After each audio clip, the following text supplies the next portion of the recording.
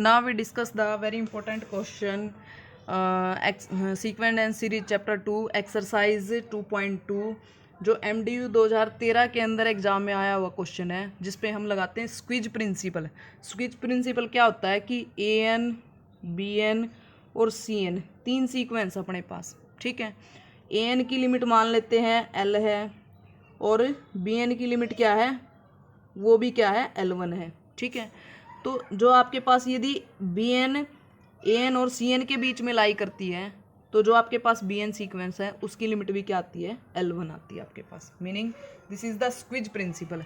अब ये क्वेश्चन क्या था आपके पास, 1/√(n² + 1 + 1/√(n² + 2 up to this, इसकी लिमिट निकालनी थी हमने 1। यहाँ पे AN क्या है आपके पास, ये ले लिया हमने। हम ये देखेंगे ये किससे सारा लेस होएगा, जो ये वाली टर्म है, ठीक है। तो रेसिप्रोकल में ये जो सारी टर्म है इससे क्या आ जाएंगी, छोटी आ जाएंगी। मीनिंग इस टर्म की जगह भी हम n² + 1 रख दें, इसकी जगह भी n² + 1 रख दें, तो ये कितनी बार आ गई आपके पास, n टाइम्स आ गई। ऊपर 1 1 1 कितनी बार ऐड है, n टाइम्स, और नीचे क्या n² + 1 है, तो n/n² + 1।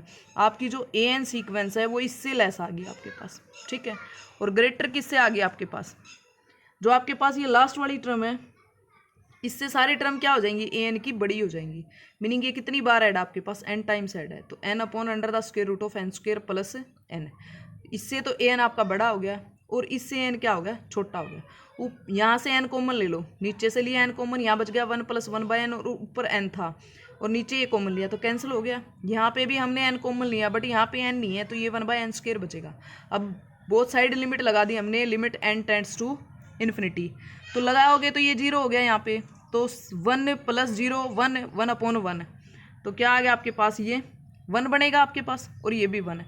फिर किसी इसकी लिमिट जो आपके पास इधर ये क्या बन गई, मान लो ये CN बन गई आपके पास सीक्वेंस, और ये सीक्वेंस क्या बन गई, BN बन गई। तो स्क्विज बन गया आपके पास कि AN सीक्वेंस BN और CN के बीच में लाई करती है। CN की लिमिट भी 1 है, BN की लिमिट भी 1 है, तो AN की लिमिट भी क्या आएगी, 1 आएगी। फिर आपके पास MDU 2005 में आया हुआ क्वेश्चन है आपके पास, क्या आपके पास 1 + 2^1/2 3^1/3 n^1/n अपॉन में n है, इसकी लिमिट 1 निकालनी है। हमने थ्योरम पढ़ रखी Kochi first theorem on limit क्या होती है कि भी किसी भी सीक्वेंस की लिमिट और उसके अर्थमेटिक मीन की लिमिट क्या आती है, बराबर आती है।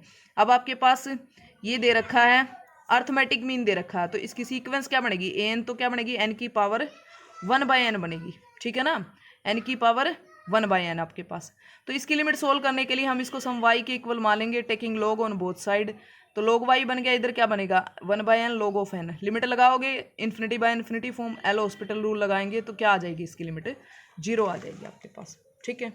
तो 0 आ गई ये, बट 0 किसकी लिमिट आई आपके पास, log y की जो लिमिट है वो आपके पास क्या आई है, 0 आई है, ठीक है। तो y की लिमिट क्या होगी, e⁻0 जो 1 के इक्वल हो जाएगा, तो n^1/n की लिमिट क्या आएगी, 1 आ गई आपके पास। और ये क्या आपके पास AN है, AN की लिमिट क्या आ गई, 1 आ गई आपके पास, तो उसके अर्थमेटिक मीन की लिमिट भी क्या आ जाएगी, 1 आ जाएगी। फिर आपके पास MDU 2015 में आया हुआ क्वेश्चन है, क्या है कि लिमिट निकालनी है n tends to infinity n⁻⁴ 1/n upon n = 1/e होएगा।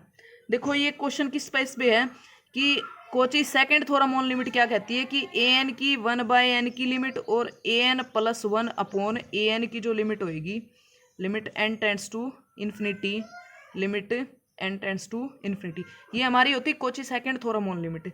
तो इन दोनों की लिमिट सेम होती है हमारे पास, ठीक है।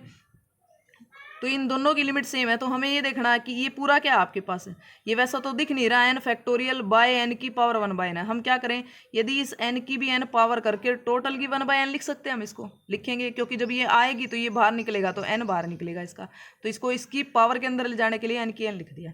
तो AN क्या बनेगा आपके पास, ये पूरा AN बन गया, इसकी 1/n है तो AN ये हो गया, AN क्या बन गया n⁻⁴n। तो AN + 1 निकाल लिया हमने, तो हम लिमिट निकालते AN + 1 अपॉन AN की, meaning n + 1 factorial by n + 1 की पावर n + 1 है, और बाय AN क्या है आपके पास n फैक्टोरियल, n की पावर n तो ऊपर चला जाएगा, n फैक्टोरियल नीचे आ जाएगा आपके पास। n + 1 फैक्टोरियल को क्या लिख सकते हैं, n + 1 डॉट n फैक्टोरियल लिख लेंगे हम, ठीक है। n + 1 की पावर n + 1 है तो n + 1 की n × n + 1 मल्टीप्लाई में एन की n upon n factorial, n factorial से एन फैक्टोरियल कैंसिल हो गया, एन प्लस वन से एन प्लस वन हो गया, तो अपने पास बच गया एन की n upon n plus one की एन। ऊपर नीचे से एन कॉमन लेंगे तो ऊपर तो वन बच गया और नीचे one plus one by n की पावर एन हो गया। तो इस पर लिमिट लगाएंगे तो ये किसकी स्टैंडर्ड लिमिट है, ई की स्टैंडर्ड लिमिट है, तो वन अपॉन ई आ जाएगी आपके पास। यही प्रूफ करना था हमने। फिर नेक्स्ट वेरी इंपॉर्टेंट क्वेश्चन है जो अभी अभी थोड़ा टाइम पहले ही आया, MDU 2014 के अंदर आया हुआ है ये क्वेश्चन। क्या दे रखा है आपके पास, लिमिट निकालनी है, n tends to infinity 3n factorial upon n factorial का cube raise to the power 1 by n is equal to 27 के इक्वल होएगा।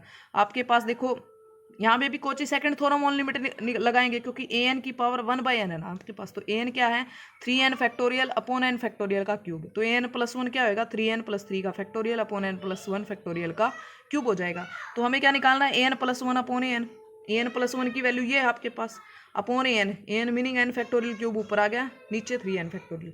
अब हम क्या कहेंगे 3n प्लस 3 फैक्टोरियल है, इसको 3n फैक्टोरियल तक खोल दो, 3n plus 3, 3n plus 2, 3n plus 1, फिर आएगा 3n फैक्टोरियल आपके पास, ठीक है। और नीचे क्या n प्लस 1 फैक्टोरियल का क्यूब है, तो इसको क्या लिख सकते हैं n प्लस 1 इंटू क्या लिख सकते हैं, n plus 1 into n factorial का क्यूब लिख सकते हैं। और ये n फैक्टोरियल का क्यूब 3n फैक्टोरियल, इस 3n से ये 3n फैक्टोरियल कट गया, ये n फैक्टोरियल का क्यूब है, इससे n फैक्टोरियल कट गया, क्या बच गया ऊपर, तो बच गया 3n plus 3, 3n plus 2, 3n plus 1, ये बच गया ऊपर, तो नीचे क्या बच गया n प्लस 1 का होल क्यूब। पूरे में से ऊपर से n कॉमन निकालेंगे तो इससे भी n, इससे भी n, इससे भी n है, तो n क्यूब कॉमन निकल गया, तो यहाँ क्या बचेगा 3 plus 3 by n, 3 plus 2 by n, 3 plus 1 by n, और नीचे से भी n निकालेंगे तो क्योंकि n प्लस 1 का होल क्यूब है तो n क्यूब आएगा बाहर, ठीक है। तो n क्यूब निकाल लिया हमने बाहर, n क्यूब से n क्यूब कैंसिल हो गया। लिमिट लगा देंगे n tends to infinity, limit लगाएंगे तो क्या बनेगी, ये लिमिट क्या आएगी 1 अपॉन इन्फिनिटी 0, 1 1 का क्यूब 1 आ जाएगा आपके पास। यदि ये n पावर होती तो ही बनता आपके पास, यहाँ पे n पावर नहीं है तो इस 3 पे तो ये इसका कोई इफेक्ट नहीं पड़ेगा आपके पास, तो क्या आ जाएगी 1 वैल्यू आएगी, इसकी लिमिट 0 होगी, ये 0 हो गया, ये 0 हो गया, बच गया क्या 3 multiply 3 meaning 27 upon 1 meaning 27 limit आ जाएगी। वेरी इंपॉर्टेंट क्वेश्चन है, एग्जाम में आए हुए हैं ये सभी स्टूडेंट।